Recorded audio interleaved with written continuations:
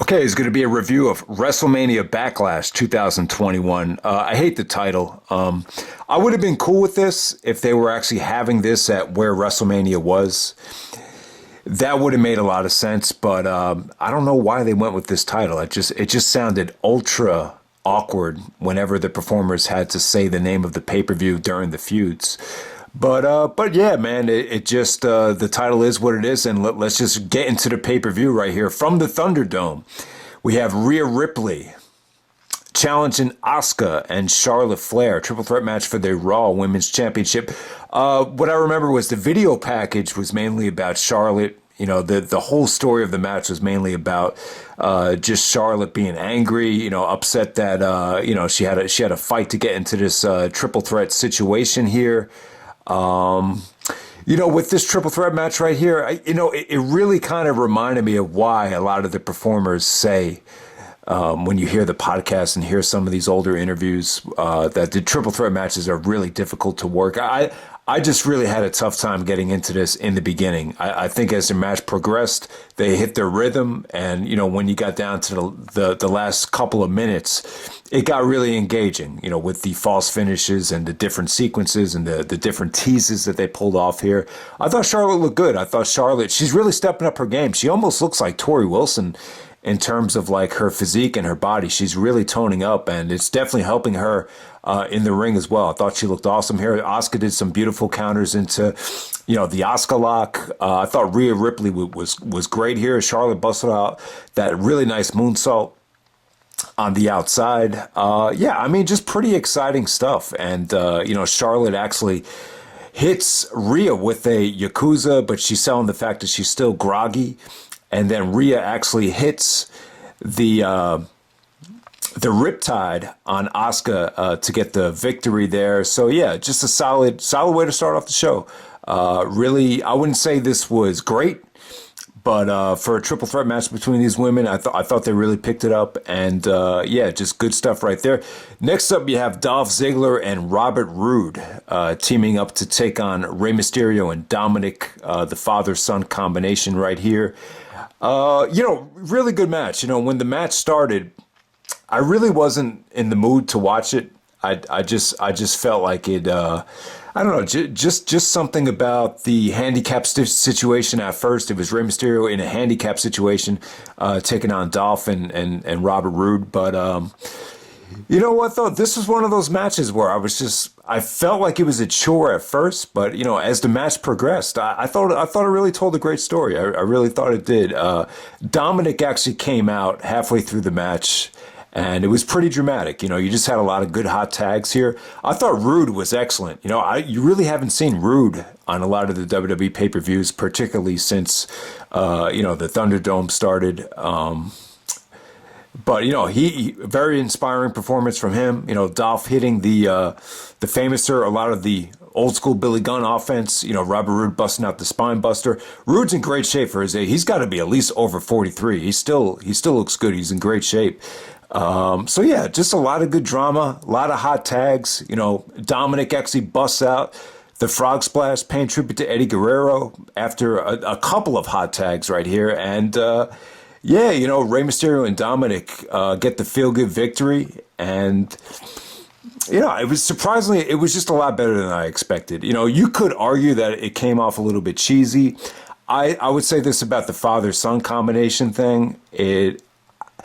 I just think down the road, the public perception sometimes when you're constantly with the father or, with the parent, it's kind of like the public wants to see you eventually, see what you can do on your own. But, it really did. I think anyone that has a relationship with their father, it kind of makes you think of, your relationship with your own father and just, think about the good times. And, they just had a great moment together. Rey Mysterio was telling Dominik, God is good, son. God is good.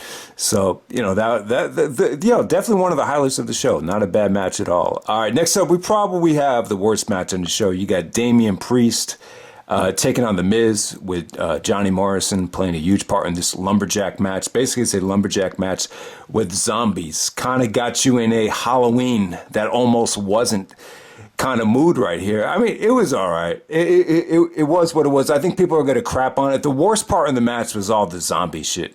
Like when Morrison came out and was doing the acrobatic stuff on the zombies, and Miz and Damien were trying to beat up the zombies. It was kind of whack. It really was. And I guess this was promotion for the Batista movie. By the way, fuck Batista. That whole video package to open up the show, I don't know, man. Didn't he say something like he'd rather go broke than come back to wrestling? That shows you the problem right there, during that era, if you want to go back to that time. But I don't know, man. Damian Priest versus The Miz right here. It was okay. Like, when they were in the ring away from the zombies, it wasn't bad.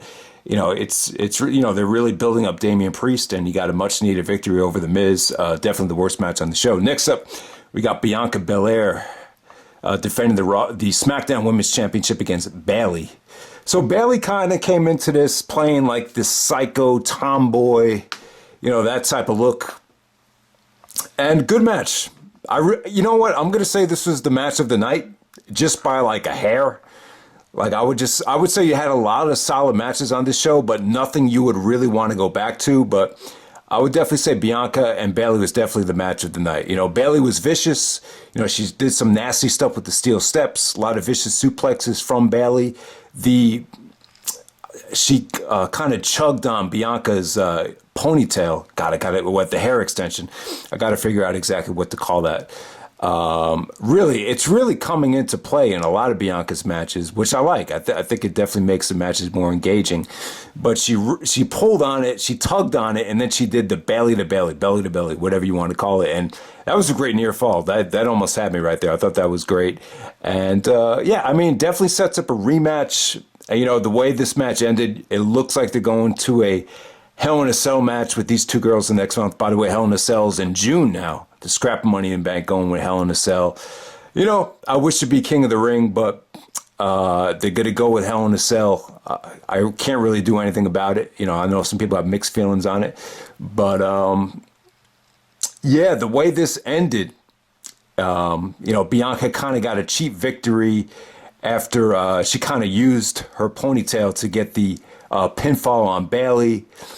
Bayley was complaining about the finish, wanted to see a replay. They never officially showed a replay, so I needed to see a replay too to see, just to show you exactly or describe exactly what happened there. It came off a little bit cheap, but it definitely sets up a rematch. You got Hell in a Cell the next month, but yeah, these two women were cool, man. I thought it was great. Bianca, without a doubt, I would say best match at WrestleMania and best match at Backlash here. Just by a hair, I would say. This is my favorite match of the night. And we'll move on from there. Next up, we have Bobby Lashley with MVP taking on Braun Strowman and Drew McIntyre. Pretty basic storyline right here with MVP bitching that, shouldn't be a triple threat match because Bobby could lose the belt without being pinned. We've seen that, argument. I don't even going back 25 years. How many triple threat matches have you seen with that situation? But, I like triple threat matches. The triple threat matches on this show weren't anything mind-blowing. But, let's face it, Backlash is a non-gimmick pay-per-view. And this is really the only time you could do triple threat matches other than, a WrestleMania or a SummerSlam. So I was cool with the triple threat here. With Lashley, Strowman, and McIntyre, this is what you think of when you think of Raw right now. It's not a combination. It's not a main event title scene that I think is going to grab the Ring of Honor fans or the diehard Attitude Era fans. The combination with all these three guys right here.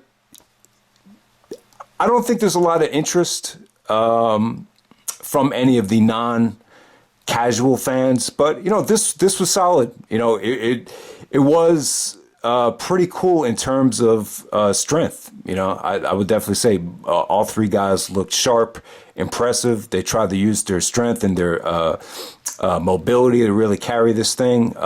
It was fast paced.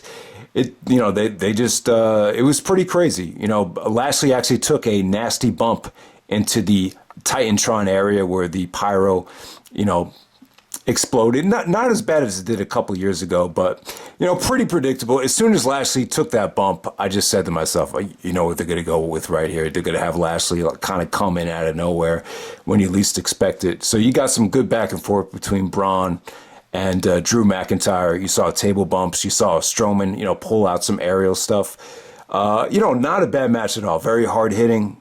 All three guys are very strong. They got to show off their feats of strength. And then Lashley comes out of nowhere to get the spear and retains the belt in, very short triple threat match for a heavyweight main event. But,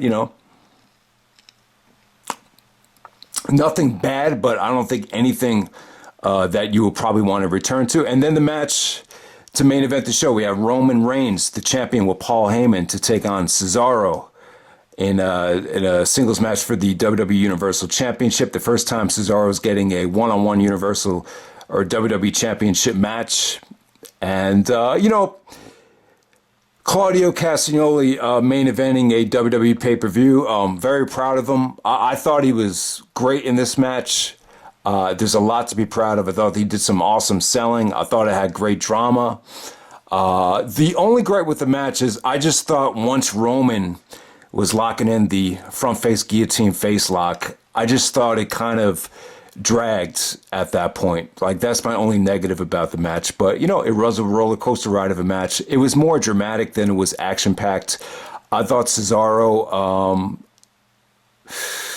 in terms of, for some reason I keep thinking about the Hammerstein Ballroom match. If you go back to Ring of Honor in 2008, the biggest show in ROH history happened that year, where they finally went to the Hammerstein Ballroom and Cesaro got the title shot against Nigel McGuinness in the main event. And, it was kind of underwhelming. And I felt like Cesaro at that time, or Claudio at that time, looked a little nervous. And, the fans were underwhelmed to a degree with the finish in the actual match. And they ended up turning him heel at the very next Hammerstein show. So you could argue that, maybe Cesaro didn't live up to expectations at the time, but I just felt like in this match, he didn't seem as stressed.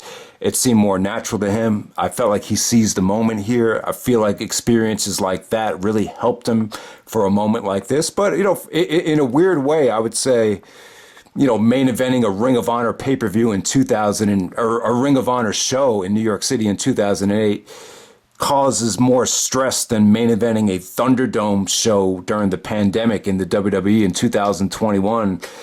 I think so. I think most people would agree with that. But yeah, man, good main event. I do feel like this whole Roman thing is a little bit depressing. I do feel like when Roman finally loses the belt to the right guy, it's going to come off amazing. It was a depressing finish, but this is what you have to do to build up a strong heel. So you had some crazy stuff with Jey Uso, who attacked Cesaro after the match. Seth Rollins looked like he teased a face turn with Roman, but ultimately he attacks Cesaro, and it looks like you're going to get a Hell in a Cell match with Cesaro and Seth Rollins at Hell in a Cell, not for the championship, which is great. Maybe Rollins and Cesaro can main event that show. And, it doesn't have to be the main event, but, you don't need the championship to be on the line to have a great Hell in a Cell match. That feud definitely calls for a Hell in a Cell, so I'm cool with that. Maybe Roman, won't even have a Hell in a Cell match. I don't think he needs to have a Hell in a Cell match. They might do something with the Usos at Hell in a Cell with Roman. There's some dissension there that hasn't really been, fully taken care of. And it definitely looks like Bianca and Bayley are going to have a Hell in a Cell match. Maybe Sasha could join them for a triple threat, but we'll see. We'll see what happens there. And yeah, man, I thought the show was good. I thought everything here was 3.5 stars except the Lumberjack match. So this is just an example of a good, solid show. For some reason, I'm more excited about reviewing Judgment Day 2001, which is, the next pay-per-view I want to review from 2001. I'm more excited to talk about that show than a show like this. But you could argue that this show had better quality on it than Judgment Day 2001. But for some reason, I just feel like the product is just not, like in terms of, like every feud just seems very basic. Every feud, it just goes through, it just seems like every single storyline here, every video package, like it just seems like everybody's going out of their way just not to offend anybody. So it just seems like there's a lack of creativity, and just everything just seems very, recycled and very basic. But, there was nothing bad on this show. I just don't think there's anything on this show that anyone's going to go back to over the years. Bianca and Bayley is the match of the night, but nowhere near the classic that Bianca and Sasha was at WrestleMania. So that's WrestleMania Backlash, and I'm out. All right.